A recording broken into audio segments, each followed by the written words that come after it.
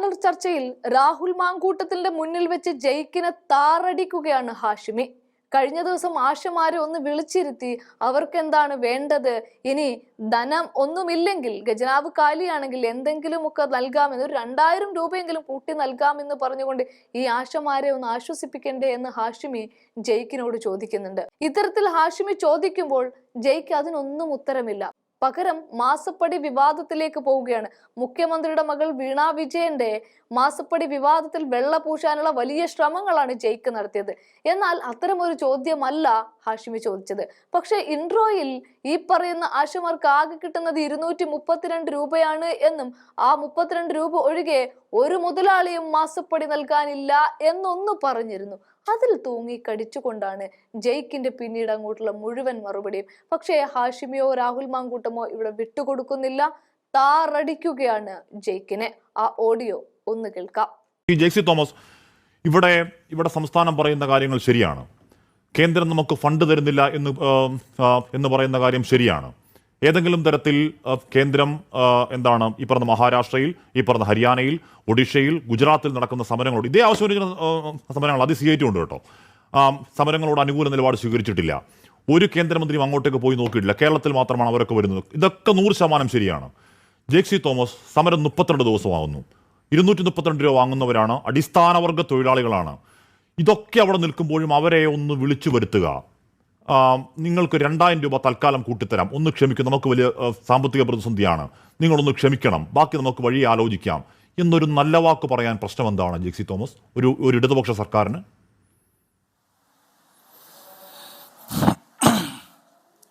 തീർച്ചയായിട്ടും അങ്ങയുടെ ചോദ്യം പ്രസക്തമാണ്, മറുപടി അർഹിക്കാവുന്ന വിധം ചർച്ച ചെയ്യപ്പെടേണ്ടതുമാണ്. ഞാൻ ആ ചോദ്യത്തിൻ്റെ മറുപടിയിലേക്ക് വരിക തന്നെ ചെയ്യാം. പക്ഷേ അതിന് തൊട്ട് മുമ്പായി ബഹുമാന്യയായ സമരസമിതിയുടെ നേതാവ്, നമ്മുടെ ചർച്ചയുടെ പ്രതിനിധി ഇവിടെ അവരുടെ അവസരത്തിൽ അല്പം ദീർഘമായി തന്നെ സമഗ്രമായി തന്നെ അവർ അവരുടെ വാദമുഖങ്ങൾ അവതരിപ്പിക്കുകയുണ്ടായി. അതോടൊപ്പം അങ്ങയുടെ ആമുഖമായ അവസരം ഉപയോഗിച്ച് അങ്ങ് സ്ഥിരം അങ്ങയുടെ ഒരു മാധ്യമ പ്രവർത്തന ശൈലിയുടെ ഭാഗമായി നടത്താറുള്ള അങ്ങയുടെ ഒരു പ്രതികരണം അങ്ങ് നടത്തുകയും ചെയ്തു. ഞാൻ ആ കാര്യത്തിൽ എല്ലാ കാര്യങ്ങളോടൊന്നും പ്രതികരിക്കുന്നില്ല. പക്ഷേ നമ്മൾ മാധ്യമപ്രവർത്തകരായാലും സമരസമിതിയുടെ നേതൃത്വമായാലും രാഷ്ട്രീയ പ്രസ്ഥാനത്തിൻ്റെ വിവിധ ധാരകളിൽ പ്രവർത്തിക്കുന്ന പ്രതിനിധികളായാലും നമ്മൾ ഇത്തരത്തിലൊരു സംവാദത്തിൽ വരുമ്പോൾ ബുദ്ധിയും ഓർമ്മയും വീട്ടിൽ ഫ്രീസറിൽ വെച്ചിട്ട് ചർച്ചയ്ക്കും സംവാദത്തിനും പ്രവർത്തനത്തിനും പോവാൻ പാടില്ല എന്നൊരു അഭിപ്രായം എനിക്കുണ്ട്. അങ്ങ് പറഞ്ഞു ഏതോ മുതലാളിയുടെ കയ്യിൽ നിന്ന് മാസപ്പടി വാങ്ങിയ ഒരു അനുഭവം പറഞ്ഞു. ഇരിക്കട്ടെ, നല്ല കാര്യമാണ്. അങ്ങയുടെ അഭിപ്രായം എന്ന നിലയിൽ അങ്ങേക്ക് അത് പറയാനുള്ള എല്ലാവിധ അവകാശവുമുണ്ട്. പക്ഷേ നമ്മുടെ നാട്ടിൽ ഓർമ്മകൾക്ക് മരവിപ്പ് സംഭവിച്ചിട്ടില്ലാത്ത, ബുദ്ധിക്ക് മരവിപ്പും ബുദ്ധി ഫ്രീസറിൽ വെച്ചിട്ട് പുറത്തിറങ്ങി ജോലികൾ ചെയ്തിട്ടില്ലാത്ത മുഴുവൻ മലയാളികളുടെയും മുമ്പിലുണ്ട്. കേരളത്തിലെ ആദരണീയനായ മുഖ്യമന്ത്രിയുടെ മകൾക്ക് നേരെ ഇത്തരത്തിലൊരു ആരോപണം നമ്മുടെ മൂവാറ്റുപുഴ MLA-യും സംഘവും പാടന്മാർ പാടി നടക്കുന്നത് പോലെ നടന്നു. പക്ഷേ കേരളത്തിലെ ബഹുമാന്യനായ കോടതിയുടെ മുമ്പിൽ വന്നപ്പോൾ ആ വന്ന ആരോപണത്തെ എടുത്ത് 8 മടക്കി കോടതിയുടെ പുറമ്പോക്കിലെ ചവിറ്റുകൊട്ടയിലേക്ക് വലിച്ചെറിഞ്ഞു. കോടതി വലിച്ചെറിഞ്ഞ, തള്ളിക്കളഞ്ഞ, കോടതിയുടെ വരാന്തയിൽ പോലും നിൽക്കാൻ അവകാശമില്ല എന്ന് പറഞ്ഞ് പുച്ഛിച്ച് തള്ളിക്കളഞ്ഞ ഒരു കാര്യത്തെ എടുത്തു വെച്ചുകൊണ്ട് നമ്മുടെ നാട്ടിൽ ഇപ്പോഴും ചില അധമ പ്രവർത്തനം നടത്തുന്ന ചില ആളുകൾ നടക്കുന്നു എന്നുള്ളത് അങ്ങേയറ്റം ഖേദകരമാണ്, അല്ലെങ്കിൽ പരിഹാസ്യമാണ് എന്നാണ് പറയാനുള്ളത്. രണ്ടാമത്, ആശാപ്രവർത്തകരുടെ മാസപ്പടി എന്ന് കേൾക്കുമ്പോഴേക്ക് എന്തിനാണ് മാസപ്പടി എന്ന് കേൾക്കുമ്പോൾ എന്തിനാണ് ഇത് പൊള്ളുന്നത്? എന്തിനാണ് മുഖ്യമന്ത്രിയുടെ മകൾ ഞാൻ പറഞ്ഞോ? ഞാൻ കരിമണൽ കമ്പനിയെ പറ്റി പറഞ്ഞു, കരിമണൽ കർത്തയെ പറ്റി പറഞ്ഞു. താങ്കൾ ഈ മാസപ്പടി എന്ന് വാക്ക് കേൾക്കുമ്പോൾ ഇതുമായി ഒരു ബന്ധവുമില്ലാത്ത ഒരു ചർച്ചയിൽ അത് മാത്രം പൊള്ളുന്നതാണ്. ഞാൻ പറഞ്ഞത് ഇവർക്ക് യാതൊരുവിധ വേറെ തരത്തിൽ ഇംഗമില്ലാത്ത മനുഷ്യരാണേ. ഒന്നും വേറെ പണിയാൻ സമയമില്ലാത്തവരാണ്. 10-18 മണിക്കൂർ ജോലി ചെയ്യുന്നവരാണ്. അത് 232 രൂപ എന്ന് പറയുന്നത് എത്രയാണ്? എങ്ങനെയാ ജീവിക്കാൻ പറ്റുക? എൻ്റെ ചോദ്യം ജയിക്ക്, അവരെ ഒന്ന് വിളിച്ചിരുത്തി 4 നല്ല വർത്താനം പറയാൻ ഇടതുപക്ഷ സർക്കാരിന് കഴിയുന്നില്ലെങ്കിൽ അത് പൊളിറ്റിക്കൽ ഈഗോ അല്ലേ ജയിക്കെ? തീർച്ചയായിട്ടും ഞാൻ ആ ചോദ്യത്തിന്റെ മറുപടിയിലേക്കാണ് വരുന്നത്. പക്ഷെ ഞാൻ പറഞ്ഞു വന്നപ്പോൾ തന്നെ അങ്ങേക്ക് അസാധാരണമായ ഒരു അസഹിഷ്ണുതയോ പൊള്ളലോ ഉള്ളതായി തോന്നി. അങ്ങ് മാസപ്പടി എന്ന് പറഞ്ഞത് വേറെ ആരെക്കുറിച്ച് ആണെങ്കിലും എനിക്കൊരു കുഴപ്പമില്ല. ഞാൻ എന്താണ് പറഞ്ഞത്? ഞാൻ ഇടതുപക്ഷ രാഷ്ട്രീയത്തിന്റെ മുഖ്യമന്ത്രിയുടെ മകളുടെ ഇവിടെ പറയേണ്ട കാര്യം എന്താ? CPIM-നെയും ബോധപൂർവം മുഖ്യമന്ത്രിയുടെ മകൾ ആശാപ്രവർത്തകയല്ലോ ആണോ? ഞാൻ അങ്ങയോടൊന്ന് പറഞ്ഞുകൊള്ളട്ടെ.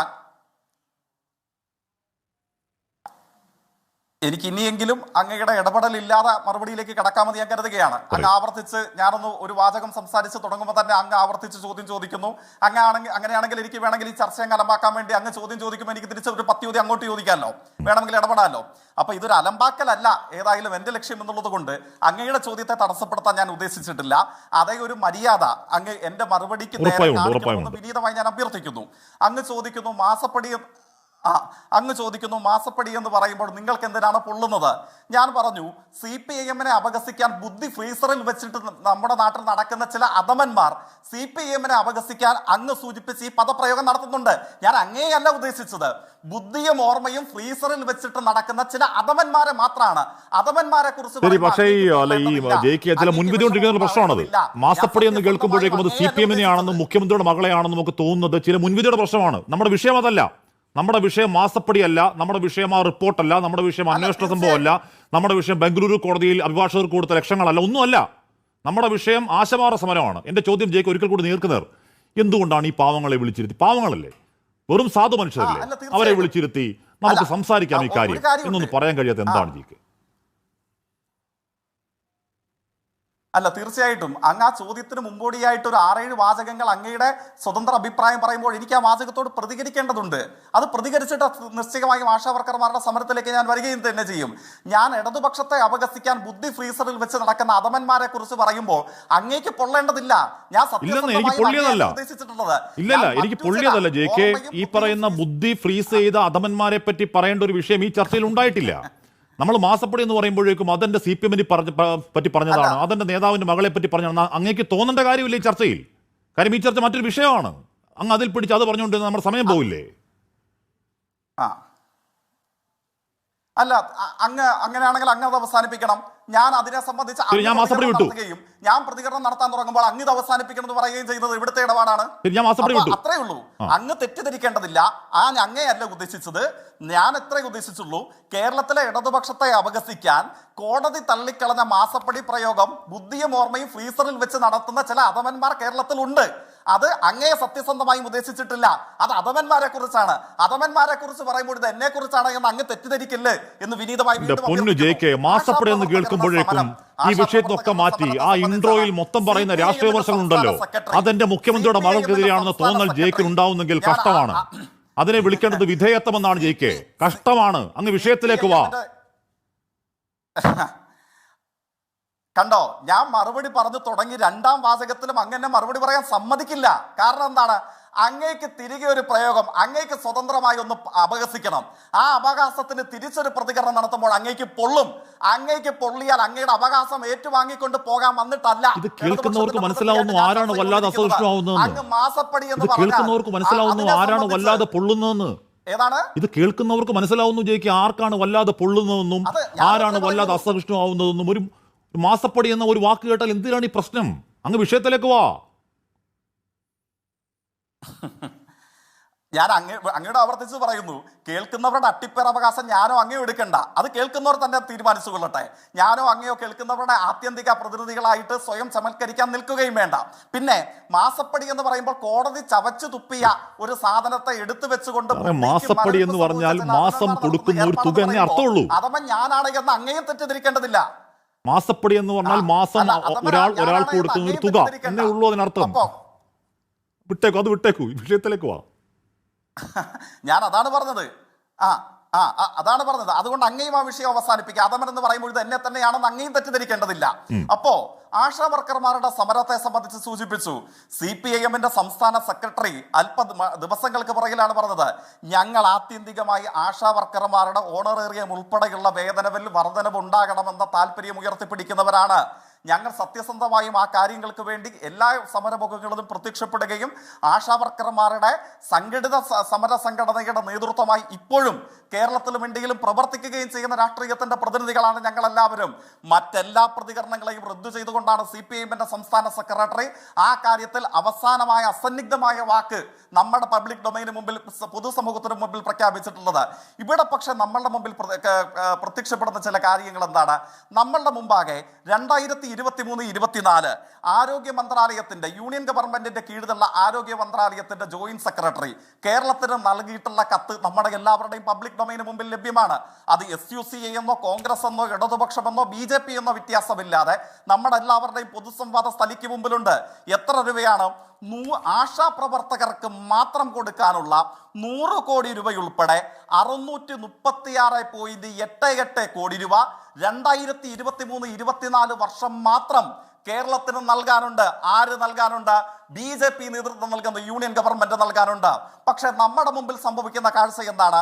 ഈ വിഷയത്തെ മുൻനിർത്തി കേരളത്തിലെ ആശാപ്രവർത്തകർക്കും ദേശീയാരോഗ്യ മിഷൻ എന്ന NHMന്റെ കീഴിൽ പ്രവർത്തിക്കുന്ന, അതിൽ ആശാപ്രവർത്തകർ മാത്രമല്ല ഉള്ളത്, ഡോക്ടർമാരുണ്ട്, നേഴ്സുമാരുണ്ട്, JPH ഉണ്ട്, JHI ഉണ്ട്, സൈക്കാട്രിസ്റ്റ് ഉണ്ട്, ഫിസിയോതെറാപ്പിസ്റ്റ് ഉണ്ട്, ആശാപ്രവർത്തകരുണ്ട്, വിവിധ സ്കീം തൊഴിലാളികളുണ്ട്.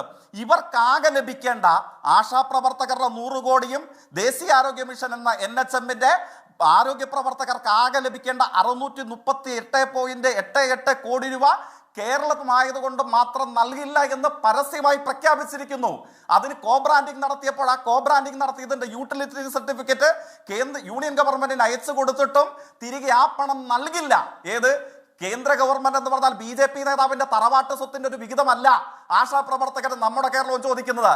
ഞാനും അങ്ങയും ഇവരുമൊക്കെ നമ്മുടെ വിയർപ്പിൽ നിന്ന് കേന്ദ്രത്തിന് കൊടുക്കുന്ന നികുതിയുടെ അവകാശപൂർണമായ വിഹിതം, ആ വിഹിതം ചോദിക്കുമ്പോൾ BJP കേരളത്തോട് പറയുകയാണ്, നിങ്ങൾ കേരളത്തിലെ ആശമാരാണ്, നിങ്ങൾ കേരളത്തിലെ ദേശീയാരോഗ്യ മിഷന്റെ പ്രവർത്തകരാണ്, നിങ്ങൾ കേരളത്തിലെ ജനങ്ങളാണ് എന്നുള്ളത് കൊണ്ട് നമ്മുടെ സ്കൂളുകൾക്ക് അനുവദിക്കേണ്ട തുക തരില്ല, ലൈഫ് മിഷൻ പ്രകാരം വീടുകൾക്ക് അനുവദിക്കേണ്ട തുക തരില്ല, ആശാപ്രവർത്തകർക്ക് 13,000 രൂപ എന്ന ഇന്ത്യയിലെ ഏറ്റവും മികവാർന്ന ശമ്പളം പരിമിതികളോട് കൂടെയെങ്കിലും നൽകുന്ന കേരളത്തിൽ കൊടുക്കേണ്ട തുക തരില്ല. പക്ഷെ എന്ത് ചെയ്യുന്നു? ആ സമര രൂപത്തോട് പ്രാഥമികമായി ഞങ്ങൾക്കുള്ള ഒരു നേരിയ വിയോജിപ്പ് എന്താണ്? BJP കേരളത്തിന് നൽകാനുള്ള 636 കോടി രൂപ നൽകാതിരിക്കുകയും BJP നേതാവ് അനുദിനം ഇന്ത്യൻ പാർലമെന്റിൽ സെഷൻ നടക്കുമ്പോൾ പോലും കേരളത്തിൽ ഈ സമരത്തിന് മുമ്പിൽ വന്നു നിന്ന് വളരെ സുഖകരമായി കിറ്റും മറ്റ് സൗകര്യങ്ങളും ഒക്കെ കൊടുത്തിട്ട് അവരോട് ചിരിച്ച് സംവാദിച്ച് ഉല്ലസിക്കുകയാണ്. ആശാപ്രവർത്തകർക്ക് എന്തുകൊണ്ടാണ് അദ്ദേഹത്തോട് എവിടെയാണ് താനൊക്കെ ഞങ്ങൾക്ക് നൽകാനുള്ള ഞങ്ങളുടെ വിയർപ്പുപ്പിൽ നിന്ന് നിങ്ങൾ പിടിച്ചു വെച്ചിരിക്കുന്ന 636.88 കോടി രൂപ എന്തുകൊണ്ട് നൽകുന്നില്ല? ഷോ ഓഫ് കാണിക്കാതെ കാശെടുക്കടോ എന്ന് ചോദിക്കാൻ എന്തുകൊണ്ട് ബഹുമാന്യരായ സമര പ്രവർത്തകർക്ക് വിഷയമല്ലേ? പക്ഷെ എന്റെ ചോദ്യം അതായിരുന്നില്ല. എന്റെ ചോദ്യം ഇതൊക്കെ അംഗീകരിക്കുമ്പോഴും കൊടിയ വെയിലത്തും കൊടിയ മഴയത്തും ഈ പറയുന്ന കുറച്ച് അമ്മമാർ, കുറച്ച് സ്ത്രീകൾ സെക്രട്ടറി മുന്നിൽ ഇരിക്കുന്ന സമരത്തെ ചർച്ചയിലേക്കൊന്ന് വിളിച്ചു വരുത്തി നിങ്ങളുടെ ആവശ്യം എന്താ സുഹൃത്തുക്കളെ എന്നൊരു കേൾക്കാനുള്ള സഹിഷ്ണുത ഇല്ലാതെ പോകുന്ന പൊളിറ്റിക്കൽ ഈഗോ ആണോ എന്ന് ചോദിച്ചാൽ ഞാൻ അങ്ങനെയൊക്കെ എത്താം.